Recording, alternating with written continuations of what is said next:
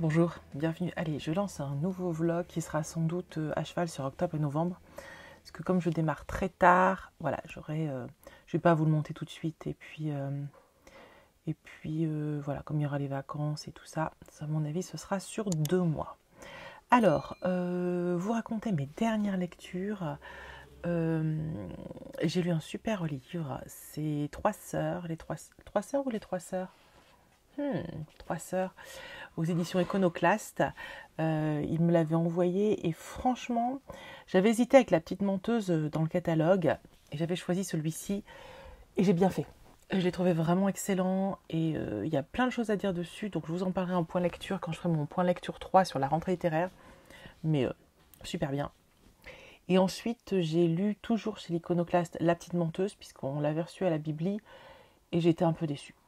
J'ai trouvé que ce n'était pas au niveau de ce que nous propose d'habitude l'Iconoclaste. Pareil, je vous en reparle dans ce fameux point lecture, mais moins bien.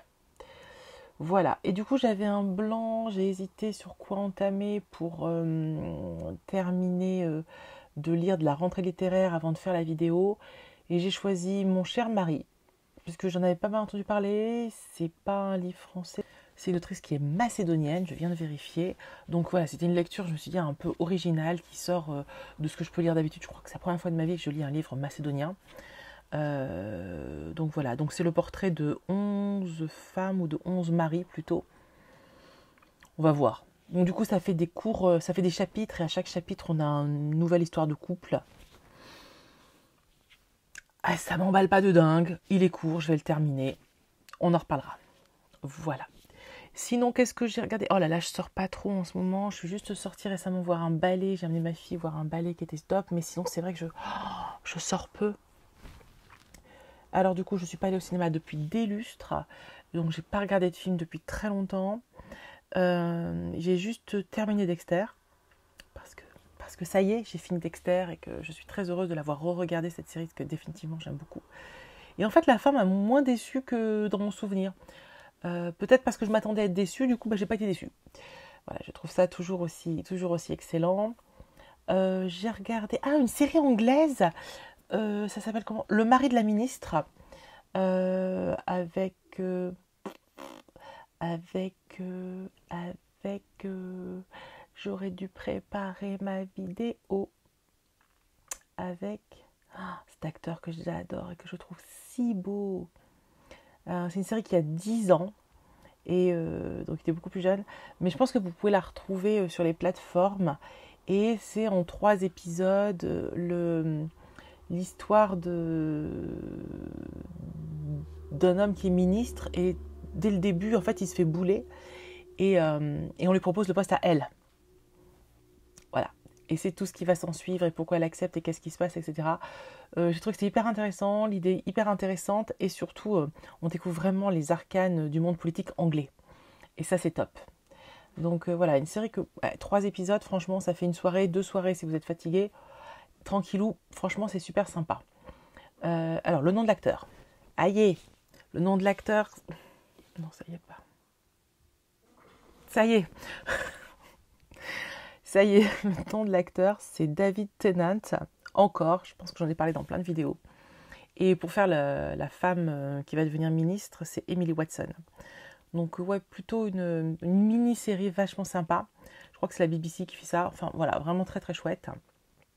Et puis on a regardé House of Dragon. Je crois qu'on n'a pas fini. Il doit en rester à regarder. Je suis pas emballée du tout. Alors déjà, le premier épisode, j'ai eu beaucoup de mal. J'avoue que l'accouchement... Comment vous dire? Que l'accouchement m'a traumatisée. Pourtant, j'étais habituée à Game of Thrones, à avoir plein de violence, plein d'horreur. Je ne sais pas ce que ça m'a fait sur cette série. Et alors, disons, les 2-3 premiers épisodes, c'était dur au niveau des accouchements et des femmes. Ça s'améliore pas trop après. Et alors, l'histoire, je sais pas. Je pense que ça manque de richesse narrative, j'en sais rien. On va terminer la saison 1, mais voilà. Et ce qui me fait peur, c'est que derrière, je veux attaquer Le Seigneur des Anneaux, qui s'appelle pas comme ça, qui s'appelle je sais plus comment. Et les critiques sont pas très bonnes et ça me fait peur. Je me dis, c'est pas vrai, qu'est-ce que je fais?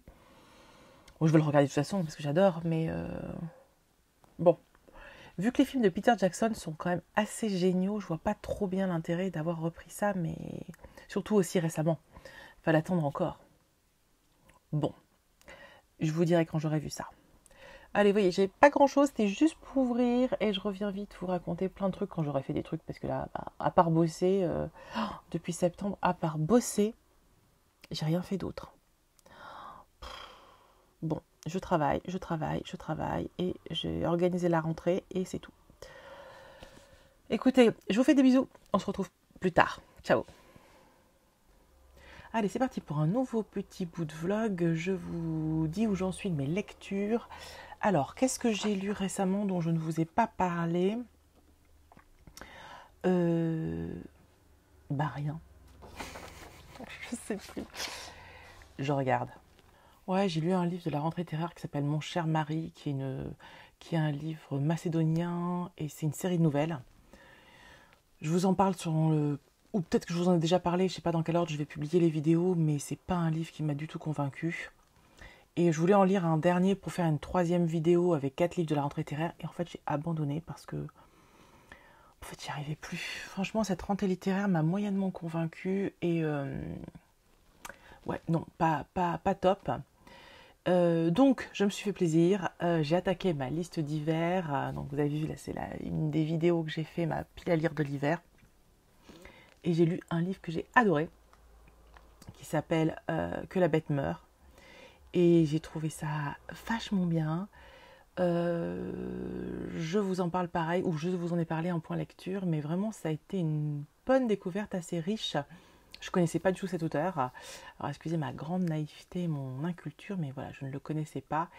Et franchement, super découverte. Et s'il y en a parmi vous qui ne connaissent pas, allez voir le point lecture où j'en parle, mais c'est vraiment un livre et un auteur à découvrir. Voilà. Et qu'est-ce que je lis actuellement? Écoutez, je suis en train de lire L'île des âmes. Donc, je continue ma pile à lire de l'hiver. Et en parallèle, je lis Thérèse et Isabelle avec Rochelle. Mais bon, le livre est très court, donc en 2 jours, ça va être plié. On vient d'échanger sur Insta pour se mettre d'accord, mais bon, voilà, c'est vraiment très très rapide. Et je suis très contente d'enfin découvrir La plume de Violette Leduc. Voilà. Sinon, j'ai quand même regardé des trucs à la télé. Ah oui, faut aussi que je vous parle des plaisirs coupables parce que voilà, parce qu'il faut aussi assumer les plaisirs coupables. Donc j'ai regardé une série qui s'appelle Fate. Bon, en fait, c'est les Wings. Oui, voilà, on fait ce qu'on peut, hein, on n'est pas toujours au top niveau. Hein. Des fois, on a juste besoin d'une série adolescente avec des sorcières. Bon, c'est tout, c'est comme ça. Ça m'a fait plaisir. C'est une série qui est très courte parce que la saison 1 fait 6 épisodes, et la saison 2 fait 7 épisodes. C'est totalement adolescent. C'est plein de bons sentiments, d'incohérence, Dans les premiers épisodes, ils essayent de se la jouer girl power, c'est assez rigolo, c'est pas du tout subtil, ils y vont mais carrément au marteau-piqueur. Bon voilà, ça n'a pas trop grand chose à voir avec le dessin animé. C'était rigolo. La fin de la saison 2 est quand même un peu rocambolesque et tirée par les cheveux. Mais c'est pas grave, j'ai aimé quand même. Franchement, c'est ça, le matin au petit-déj, quand vous n'êtes pas trop réveillé, que voilà, il faut s'occuper de ceci, de cela, et machin, et que vos tartines grillent, ça passe crème. Hein. Voilà. J'ai regardé... alors c'est marrant parce que j'ai regardé Le Flambeau. Et j'avais adoré La Flamme. C'est vraiment une série qui a divisé. Moi, il y a plein de gens qui m'ont dit que je trouvais ça nul, j'ai rien compris, je vois pas plus l'intérêt, j'ai pas pu dépasser l'épisode 1. Je comprends bien que c'est un humour très particulier et que voilà. Alors moi, ça avait vraiment bien fonctionné et je me suis dit, tiens, on n'a toujours pas regardé Le Flambeau, on va regarder Le Flambeau. Oh! Ah alors là, c'est l'ennui, ça me fait pas rire. Est-ce que c'est parce que ça fait bis repetitas? Je sais pas, mais alors ça me fait pas rire du tout. J'en ai marre. On n'a même pas terminé. On va terminer, mais alors, sortez les rames. Hein. Et puis sinon, j'ai regardé 2 films. Un film à la télé, j'ai regardé Permission. C'est mon Jules qui a trouvé ce film parce qu'on trouvait la thématique intéressante. Il m'a dit, regarde, c'est rigolo, il y a ça. C'est un film dont le pitch, puisque c'est le mot actuel pour dire l'idée de base, le résumé. C'est un jeune couple à peine trentenaire qui vont se marier, qui sont ensemble depuis très très très longtemps. Ils sont ensemble depuis tellement longtemps qu'ils n'ont jamais connu personne d'autre, connu bibliquement parlant, j'entends. Et par un truchement de coïncidence, ils se disent que peut-être qu'ils devraient quand même se laisser une chance d'aller voir ailleurs, non pas pour mettre en péril leur couple, mais juste pour connaître autre chose et puis rester ensemble et voilà. Et qu'est-ce qui se passe dans un couple quand voilà. C'est pas un grand film, mais je craignais tellement que ce soit pire parce qu'alors nous on a un lien, quand on regarde un film, on a un lien vers un site qui nous donne, vous savez, les pourcentages appréciés ou pas appréciés. Vous savez, donc les très bons films, ils sont à 80, 80 quelques pourcents. Celui-là, il est à 30%. Je me suis dit, oula, ça va être un gros navet. En fait, pas tant que ça. C'est juste que c'est un film anecdotique. Mais je trouvais que la question était intéressante et on a pris pas mal de plaisir à le regarder. En plus, les acteurs sont très sympas. Dans le rôle de la jeune fille, vous avez Rebecca Hall, qui est très jolie, qui est vraiment très jolie, mais avec un physique pas ostentatoire. Enfin, vraiment, c'est la fille qu'on croiserait tous les jours et en même temps pas tellement. Et elle est assez exceptionnelle. Enfin, vraiment, je l'ai beaucoup aimée. Et dans le rôle du garçon, c'est Dan Stevens. Voilà. Et intéressant. On croise Jason Sudeikis dans un rôle absolument tout à fait mineur. Tu te demandes même pourquoi ils ont pris cet acteur-là. Mais moi, je dis que là où est Jason Sudeikis, eh ben, c'est pas inintéressant du tout. Voilà. D'ailleurs, il y a une actrice qui est dans ce film aussi, qui a un rôle un peu plus conséquent. C'est Gina Gershon. Alors, je ne sais pas prononcer son nom. Cette actrice, je l'avais découverte dans Bound. Un super film. Et si vous n'avez jamais vu ce film, il aborde une thématique de façon assez frontale et assez originale. Et écoutez, voilà, si vous êtes curieux, allez voir Bound si vous ne l'avez jamais vu. Voilà. Et dans le rôle d'un autre personnage aussi, pièce rapportée, il y a un acteur qui est tout mimi, que je ne connaissais pas du tout, qui s'appelle, alors attendez, j'ai cherché son nom, François Arnaud. Il a carrément un nom de français. Je ne sais pas qui c'est, mais tout mignon. Voilà, donc un petit film un peu anecdotique, mais la thématique me plaisait bien. On a passé un petit moment sympa. Et puis sinon, je suis allée au cinéma, je suis allée voir le dernier film de Roche Dizem qui s'appelle Les Miens. Alors j'y suis allée parce que c'était une avant-première et que Roche Dizem était présent et que j'avais très envie de voir Roche Dizem en vrai. Alors Roche Dizem en vrai, c'est quoi ? C'est exactement Roche Dizem dans ses films.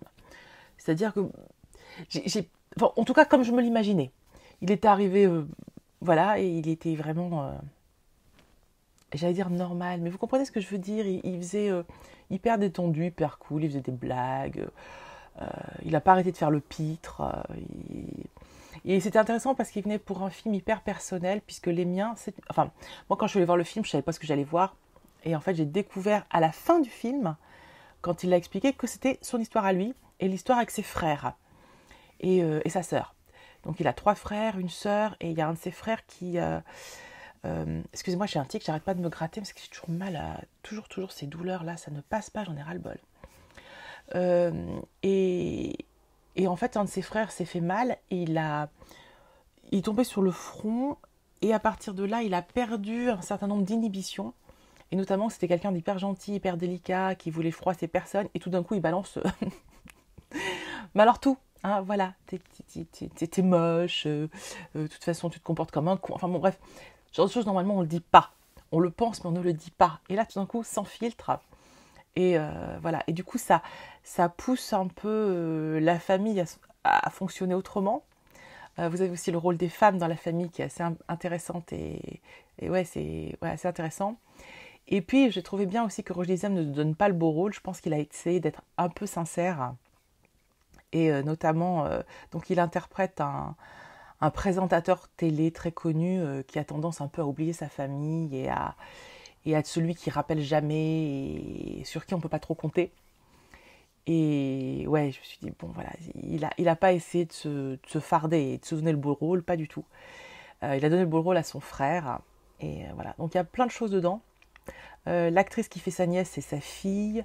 Et après, il a expliqué plein de choses par rapport à son choix d'acteur.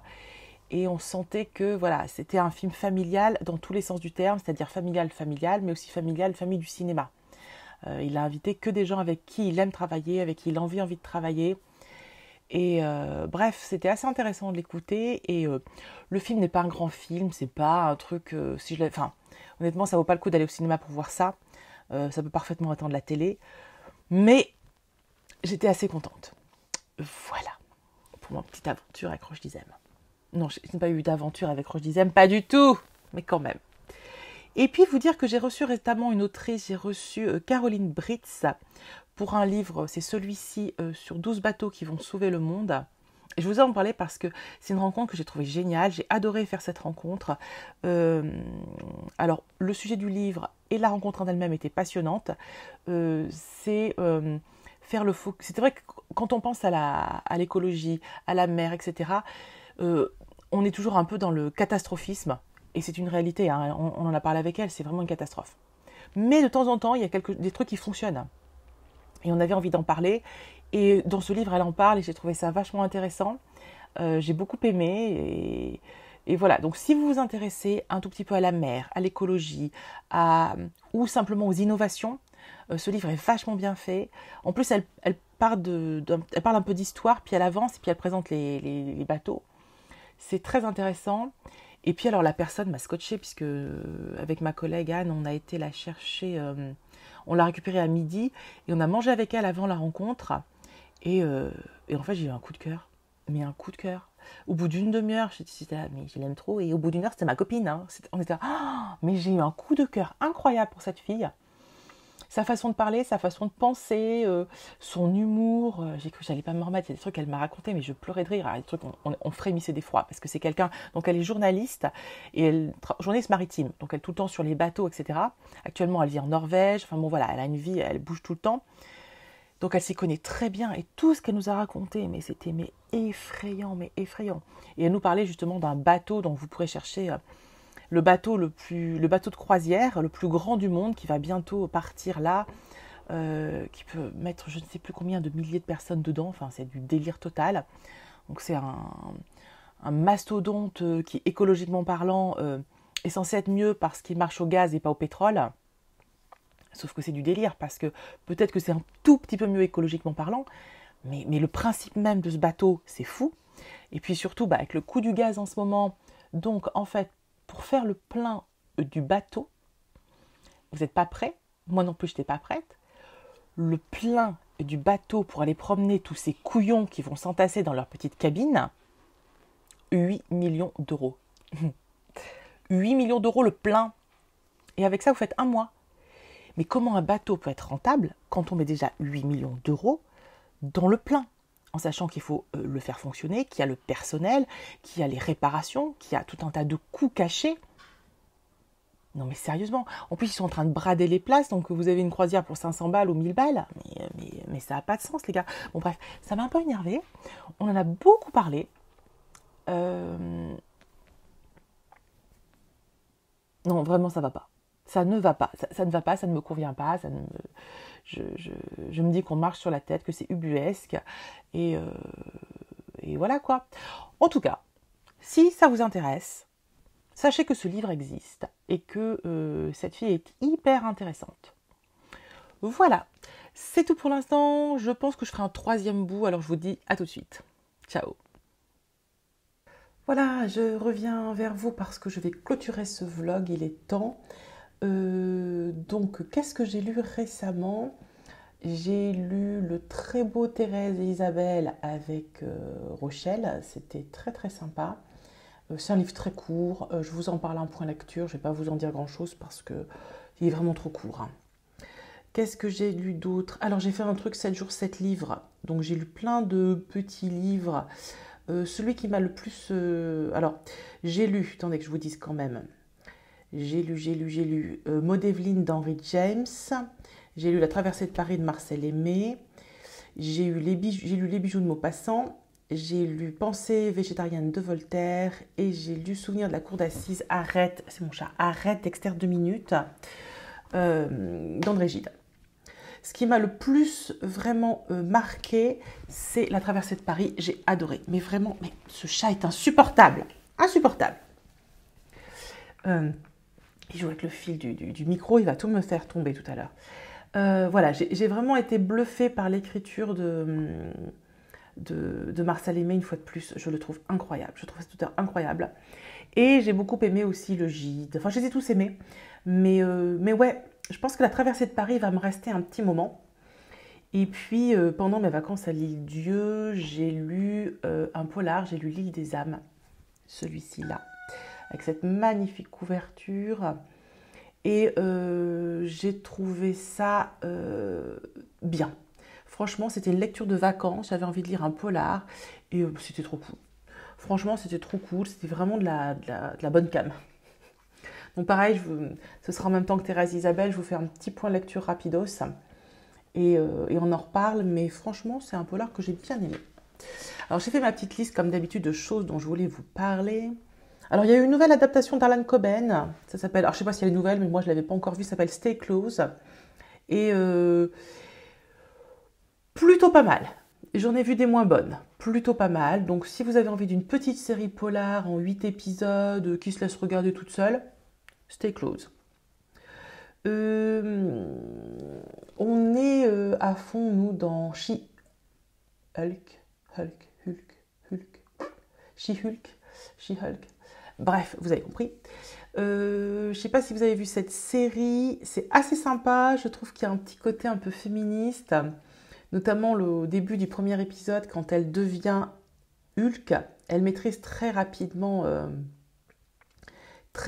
ses pouvoirs en fait, enfin, cette capacité de transformer, contrairement à Bruce Banner qui ne gère rien et qui pendant très très longtemps a été incapable de gérer ses colères, et donc quand il se mettait en colère il devenait tout vert et voilà, et il ne savait pas revenir en arrière. Bref, c'est un des trucs de Hulk, c'est qu'il ne gère pas bien, et elle, dès le début elle y arrive. Alors tu te dis bah pourquoi, et elle lui dit non mais c'est simple, hein, nous les femmes on a l'habitude de gérer nos émotions. C'était mignon. Voilà, donc l'actrice est plutôt chouette et franchement ça se laisse regarder. Donc si vous aimez le genre super-héros, allez-y. Et puis bah, en ce moment, de toute façon, nous on est totalement accro à Danser avec les stars. Il faut savoir que moi j'ai pas la télé et que donc mes enfants n'ont jamais regardé, et moi non plus, nous n'avons jamais regardé aucune émission. On regarde rien à la télé, on ne regarde pas d'émission. Et j'avais déjà dû vous le dire, mais on n'a jamais regardé ni Le meilleur cuisinier ou pâtissier, ni L'amour est dans le pré, ni des trucs de danse, de chant, de machin, de rien. Ni koh ni Fort Boyard, ni je sais pas quoi. Et je sentais que, pour mon fils, ça n'a jamais été un problème d'être un peu à part, de pas, voilà. Pour ma fille, c'est un vrai souci. Elle a besoin de cette socialisation, elle a besoin d'avoir des sujets de conversation avec ses copines. Et elle m'a souvent dit qu'elle se sentait à part. Alors elle se sent à part pour plein de raisons pour lesquelles je ne peux rien. J'en parle parce que je me dis que peut-être ça peut intéresser d'autres parents. C'est vrai, quand elle me dit, l'autre jour elle était invitée à un anniversaire, ils sont allés dans un fast-food dont je ne citerai pas le nom, et elle me dit mais maman, tout le monde savait quoi prendre sauf moi parce qu'on n'y va jamais, je connaissais rien. Je confirme. Et puis elle me dit moi je voulais pas de coca, j'ai dit que je voulais de l'eau, mais la maman elle s'est trompée, elle m'a donné du coca parce que tout le monde a pris du coca. Je dis oui je sais. Et elle me dit à chaque fois je suis à part, je suis celle qui fait rien comme tout le monde. Je dis je sais ma chérie, c'est pas toujours facile, je comprends. Après c'est notre choix à nous de pas vous emmener tout le temps dans des endroits comme ça. Ça veut pas dire qu'on n'y va jamais, hein. Mais bon, c'est pas trop ma came. Et oui, je la sentais très malheureuse de toujours se sentir, de pas, elle me dit souvent je trouve pas ma place, je suis pas comme les autres. Bref, gros questionnement depuis l'année dernière, gros travail avec ma fille pour essayer de trouver des solutions. Et j'ai beau lui expliquer qu'un jour sa différence, ça sera sa force. C'est bien de ne pas être comme les autres, mais effectivement elle a un âge où elle a besoin d'être comme les autres. Elle a besoin d'être habillée comme les autres, elle a besoin de regarder les mêmes choses que les autres, elle a besoin d'écouter les mêmes choses que les autres. Donc, ni une ni deux, qu'est-ce qu'on a fait avec mon Jules? On a s'abonné à une chaîne. Donc, sur les conseils de ma très bonne amie Ingrid, qui est toujours très précieuse quand il s'agit de me conseiller, elle m'a dit prends Salto. Elle me dit Salto, tu auras à peu près plein de trucs, elle pourra regarder, il y a toutes les chaînes, et puis il y a des séries, des dessins animés, etc. Donc, on s'est abonné à Salto. Je ne fais pas de pub pour Salto, mais bon, voilà, c'est la chaîne qu'on a choisie qui nous semblait la meilleure. Et effectivement, Ingrid avait raison, c'est parfait. Et on s'est dit qu'il fallait qu'on regarde des trucs avec nos enfants. Et on s'est lancé dans Danse avec les stars. Je n'avais jamais regardé. C'est la 12e saison. Hein, je n'avais jamais regardé Danse avec les stars. Oh, mais on adore. Mais je suis complètement accro. Alors les vendredis soirs, ça démarre trop tard, puis c'est trop long, on ne regarde pas, donc on regarde en replay le week-end. On est à fond. Toutes les semaines, on est là, non mais il faut qu'il se passe ça, non mais lui il a moins bien dansé, non mais... Enfin, on n'y connaît rien en danse. C'est à mourir de rire, on découvre la vie. Mais vraiment là, on découvre la vie, on est à fond, on adore ça. Donc voilà, cette semaine, c'était les demi-finales, et vendredi soir, ce sera la finale, et on est impatient parce que nous, on adore Danser avec les stars. Oui, on arrive 12 ans après les autres, et alors? Voilà. Oh, ma fille est contente parce qu'on a regardé, du coup, puisqu'on était abonnés, on a pu regarder, comment ça s'appelle, les chanteurs. Oh putain, je suis pas bonne. Bon, c'était avec Julien Doré, Louane, etc. The Voice Kids. Voilà, The Voice Kids. Donc, super. Elle a adoré. Mon fils aussi s'est vachement pris au jeu. Et sur Danse avec les stars, on est à fond. Et puis du coup, le soir, quand elle a le droit de faire un petit peu d'écran, elle peut regarder Salto, elle regarde des émissions, elle regarde Fort Boyard. Je la regarde faire, elle regarde Fort Boyard. Ça me fait hurler de rire. Bon, c'est pas pire quand on regarde un dessin animé, ça lui fait plaisir, elle a des sujets de conversation avec ses copines, ça me va. Voilà, tout ça pour vous dire, je sais pas quoi, mais pour vous dire que quand on est parent, c'est aussi s'adapter à nos enfants et essayer de leur rendre la vie plus facile, même si ça va un peu à l'encontre de nos convictions. Parfois, il faut savoir passer outre et le résultat est tip top. Parce que même moi, je m'amuse comme une petite folle devant Danser avec les stars. Voilà. Et puis pour terminer, je voulais juste quand même vous reparler de lecture parce que pendant les vacances, mon fils avait un livre à lire. Donc comme on partait la deuxième semaine, je lui avais dit tu le lis la première semaine. Et il était dans la thématique avec son enseignante de français sur la biographie. Je vous avais dit, il a lu Un secret de Philippe Grimbert qu'il a beaucoup aimé. Et là, il fallait qu'ils en choisissent une. Donc ils sont allés au CDI, il y en avait plein. Il a fallu qu'ils en choisissent une. Et il a choisi celle de Grand Corps Malade. Et il a adoré. Il n'a pas arrêté de m'en parler. Il a trouvé ça super bien écrit, très poétique. Enfin, bon, en même temps, Grand Corps Malade, j'enfonce des portes ouvertes, mais voilà. Et vous dire qu'au collège, la biographie de Grand Corps Malade, super lecture, il s'est senti interpellé et ça lui a parlé. Donc bon plan, si vous cherchez des idées de lecture pour vos ados, ça marche très bien. Et puis la deuxième semaine, on partait, donc il fallait trouver un truc à lire pour les vacances. Et je me suis souvenue d'une série de livres que j'avais... Alors j'ai lu que le tome 1, mais j'avais adoré le tome 1. C'est La Faucheuse, c'est ça là. Alors moi, souvent je ne lis pas la suite parce que je lis pour le boulot. Quand on reçoit les livres, on lit les tomes 1. Et si c'est bien, après on achète la suite, mais on ne le lit pas parce qu'on n'a pas le temps de tout lire en fait. Et c'est à l'époque où je lisais beaucoup de jeunesse, où j'aidais beaucoup la section jeunesse. Aujourd'hui, j'aide moins, on a réorganisé les travaux, puis moi, j'ai plus le temps de lire autant de jeunesse. Mais du coup, cette série-là, j'avais lu le tome 1 et j'avais adoré. Je n'ai jamais lu la suite, mais ça m'était toujours resté en mémoire comme étant vraiment excellent. Et donc, je lui ai mis ça dans la saliseuse. Oh, gros carton, les amis, gros carton. Il a adoré, il est à fond, il a lu le tome 1 qu'il a dévoré, il a entamé le tome 2, il doit être à milieu fin du tome 2. Et il n'arrête pas de venir m'en parler. Il vient me parler d'histoire, il vient me lire des passages, il trouve les phrases géniales, il trouve la pensée, etc. géniale. Donc, pareil, truc pour ados, si vous cherchez des idées, La Faucheuse, ça marche à fond. Voilà! Allez, cette fois-ci, je vais clore ce vlog. Merci à vous si vous avez regardé jusqu'au bout. Et puis, on se retrouve rapidement pour un point lecture ou une autre vidéo thématique, mais je ne sais pas encore laquelle. Je vous embrasse, n'oubliez pas de liker, de commenter, de vous abonner et on se retrouve très vite. Ciao, bisous!